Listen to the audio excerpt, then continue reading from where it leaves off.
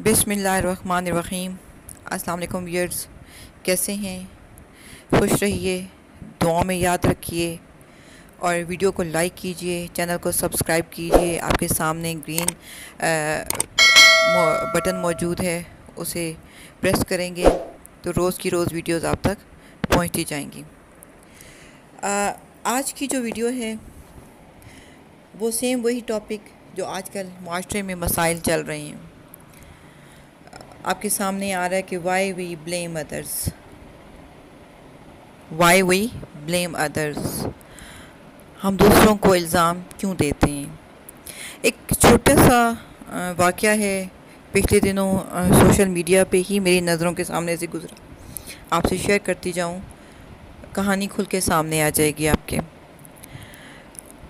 एक बड़ा भाई बहुत परेशानी में डॉक्टर साहब को कॉल करता है कि डॉक्टर साहब, मेरा जो छोटा भाई है नवीद, एक नाम उसको दे देते हैं करैक्टर को, नवीद,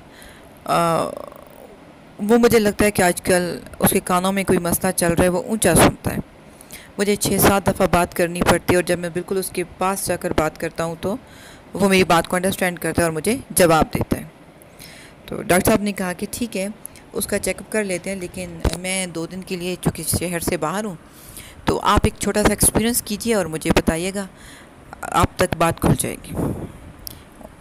बड़े भाई ने, सपोज़ उसका नाम अफसल है, तो अफसल को डॉक्टर साहब ने बताया कि भाई पहले ये करना है कि 40 फुट के फासले पर ना खड़े होकर तुमने नवीद से बात करनी है। अगर वो तुम्हारी बात को सुनकर तुम्हें जवाब देता है तो इसका मतलब है कि नहीं, कानों में मसला कोई नहीं हो सकता है, बच्चा है, खेल कूद में मसरूफ़ हो, कहीं तवज्जो और हो। अगर फ़र्ज़ करें 40 फुट पे फासले पर वो आपको रिस्पांस नहीं करता तो आपने क्या करना है कि 30 फुट का फासला, यानी कि 10 फुट कम करके 30 फुट के फासले से उसके बात करनी है। अगर वो उस वक्त भी आपको जवाब दे देता है तो इतना मसला कोई नहीं, कान वानों की बैग साफ़ करेंगे, हो सकता है कोई इन्फेक्शन हो, ठीक हो जाएगा। तीसरा, अगर तब भी सपोज़ खुदा न खास्ता वो आपको रिस्पॉन्ड नहीं करता तो आप 20 फीट के फासले पर खड़े होकर उससे बात करेंगे और वेल एंड गुड, अगर वो आपको रिप्लाई कर देता है, रिस्पॉन्स कर देता है, अदरवाइज़ आप उसके पास जाके बात करें। मतलब मुझे ये बताएं, आपने फासला 40, 30, 20 और 10 फुट का रखना है और आपने मुझे बताना है कि उसने आपको कितने फासले से रिस्पॉन्ड किया है।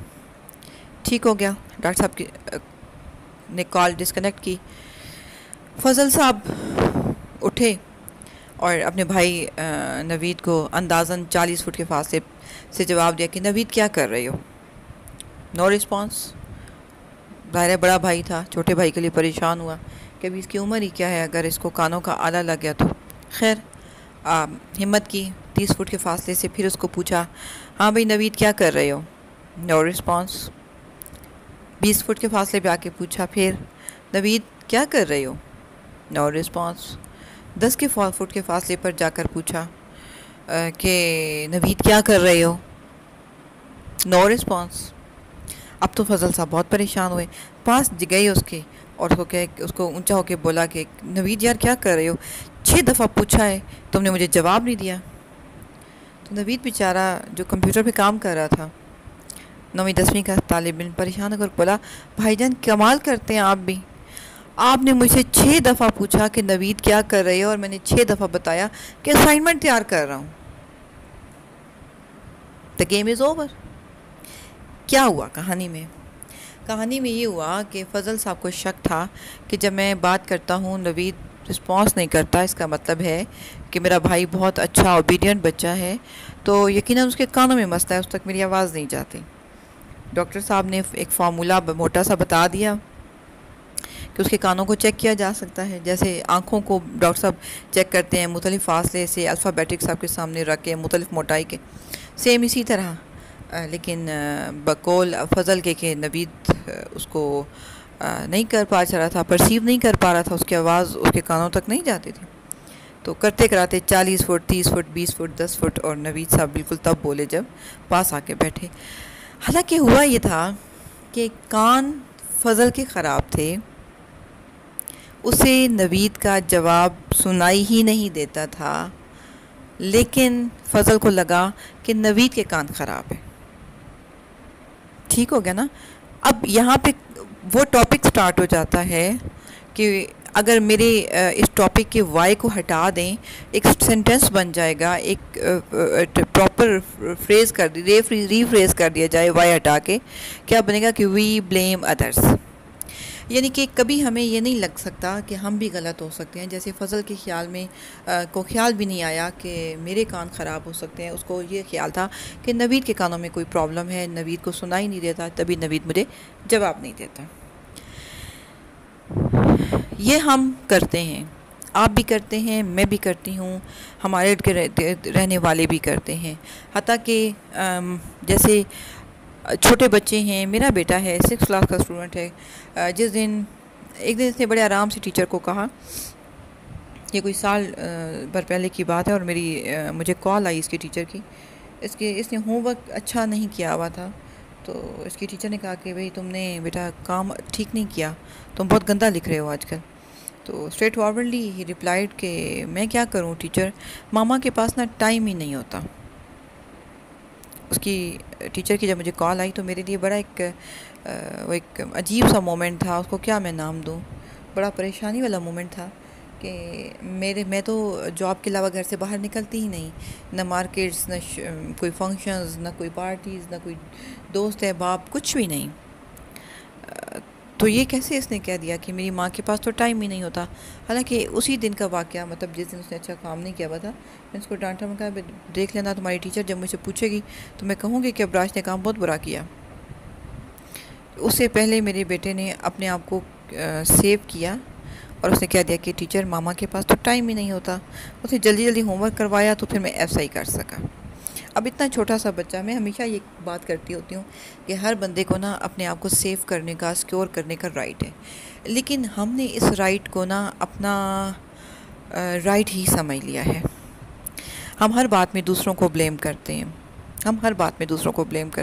अभी एक कल परसों की बात है, एक व्यूअर की कॉल आई मुझे कि मैम मेरा ब्रेकअप हुआ और मेरा जो बॉयफ्रेंड था, जो गिले मुझे उसके साथ थे, जब मैंने उसको खुदा हाफिज़ कहा और उसने मुझे सिर्फ़ एक रात में, उस दिन बहुत स्ट्रेस में थी और मैं ऑनलाइन भी रही और उसके कॉल्स भी मैंने पिक नहीं की, और वो मेरे ऊपर सेम वही ब्लेम लगा रहा है कि तुम कहीं और इन्वॉल्व हो, तुम मेरे साथ धोखा कर रही हो, तुम मुनाफिक हो।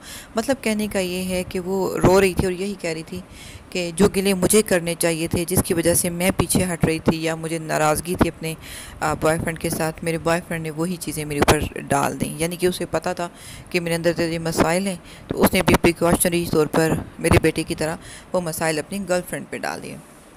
खैर ये एक डिफरेंट स्टोरी, हमारे इर्द ये हो रहा है, बहुत छोटा सा मसला है।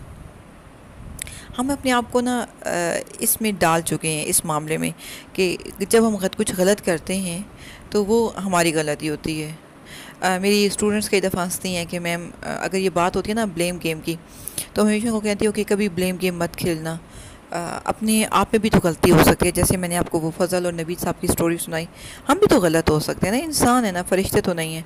जब हम गलत हो सकते हैं तो दूसरा भी गलत हो सकता है। लेकिन सबसे पहले अपना एनालिसिस कीजिए, सेल्फ़ एनालिसिस करने की आदत डालेंगे ना, तो हो सकता है कि अगर दूसरे की गलती होगी भी तो शायद आपकी जो निकलती होगी आप उसको तो सुधार लेंगे ना।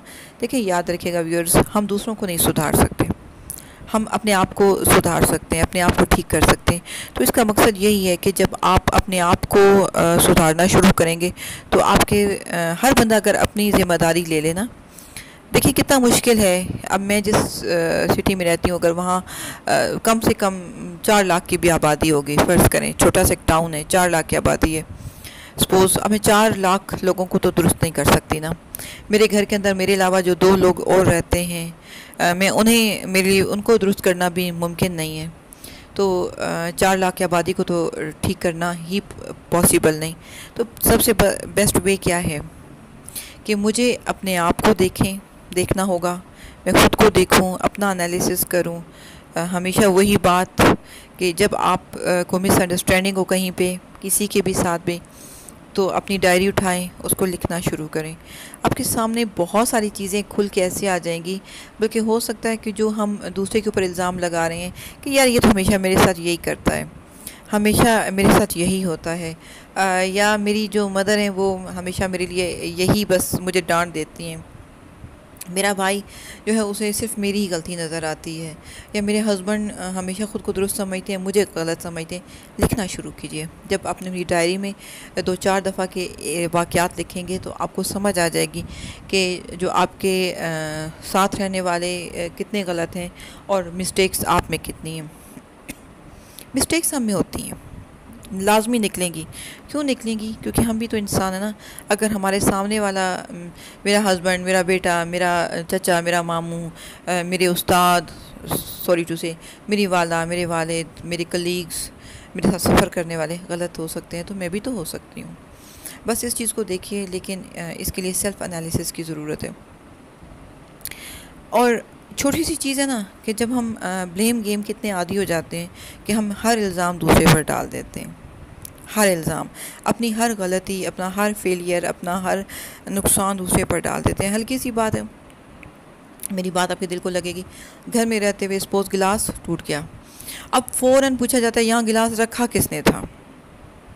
मतलब ये कि जिससे टूटा उसकी तो गलती नहीं है, जिस बेचारे ने रख दिया, आंखें उसके पास भी थी, आंखें आपके पास भी हैं, उसने नहीं इस्तेमाल की, आप देख लेते। मतलब एक छोटा सा कांच का गिलास ही है ना, कितनी वर्थ का होगा, कितनी कीमत होगी? मैक्सिमम 150 रुपया, 100 रुपया, इतनी वर्थ होगी, इससे ज़्यादा तो नहीं होगी।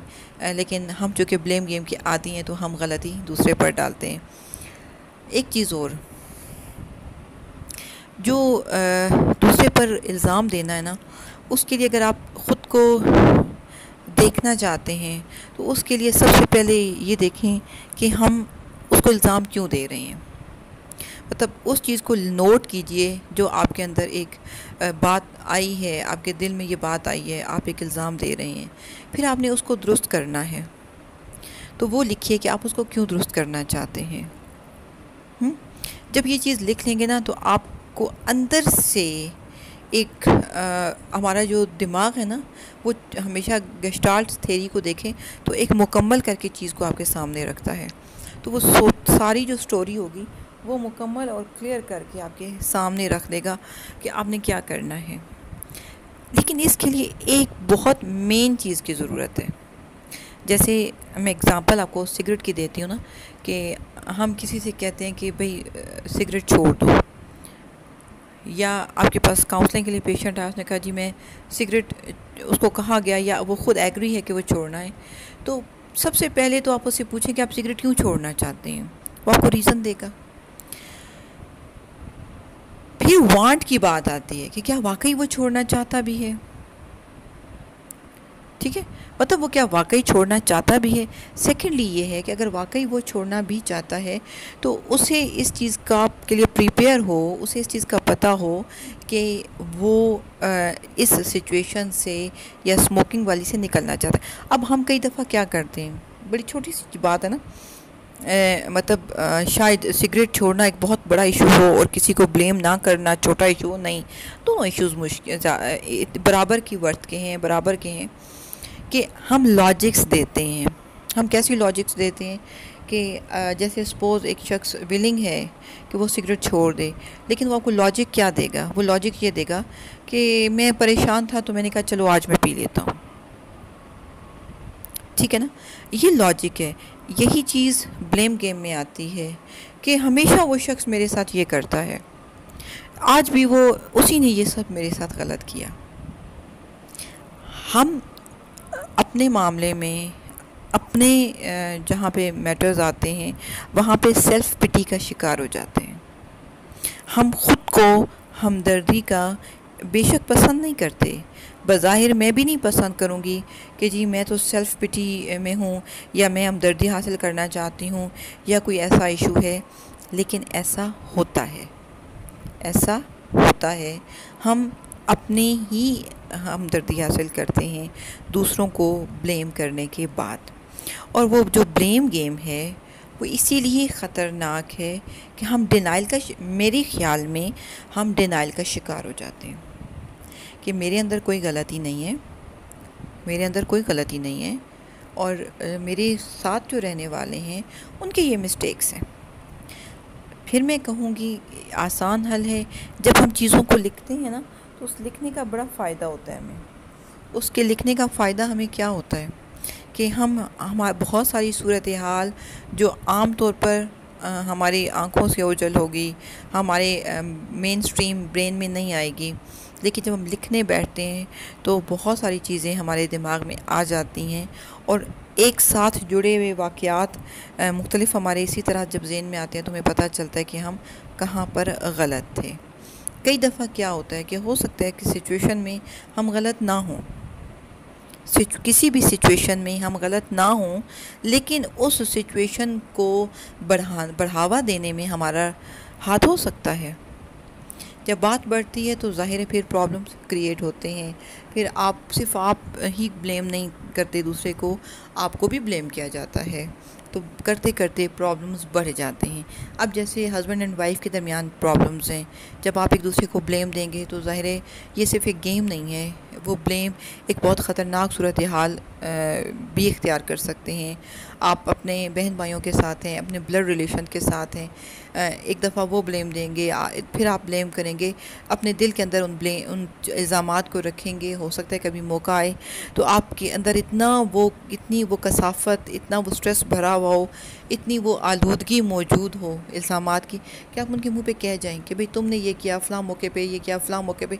बेशक आपके अंदर बहुत ज़्यादा सब्र होगा, बहुत ज़्यादा पेशेंस होगा, लेकिन जब दिल के अंदर बहुत ज़्यादा चीज़ें बढ़ जाती हैं, बहुत भर जाता है दिल, तो आप बोल पड़ते हैं। एंड क्या होता है, एंड रिश्ते ख़त्म हो जाते हैं, दूरियां आ जाती हैं रिश्तों के दरमियान, दिलों के दरमियान फ़ासले आ जाते हैं। अभी हम ये जो एक वबा के दिन गुजार रहे हैं, आप ख़ुद देखें कि हमसे फ़ासले लोगों से नहीं बर्दाश्त हो रहे। मतलब नॉर्मल हमारा तरीका बन गया कि आपने कुछ फुट का फ़ासला रख के बैठना है, तो ये फ़ासले फ़िज़िकली नहीं मेंटली भी बढ़ते जाएंगे। अपने दिलों के अंदर से जो कसावतें हैं उनको निकाल कर देखिए। मैं फिर ये बात करूँगी कि कोशिश कीजिए, अपने आप को रियलाइज़ कराइए कि सिर्फ दूसरा गलत नहीं हो सकता है आप भी गलत हों। जिस तरह मैंने इसी एग्ज़ाम्पल से ये बात शुरू की थी और ये एग्ज़ाम्पल के साथ ही बहुत सारी चीज़ें आपके सामने क्लियर हो गई थी।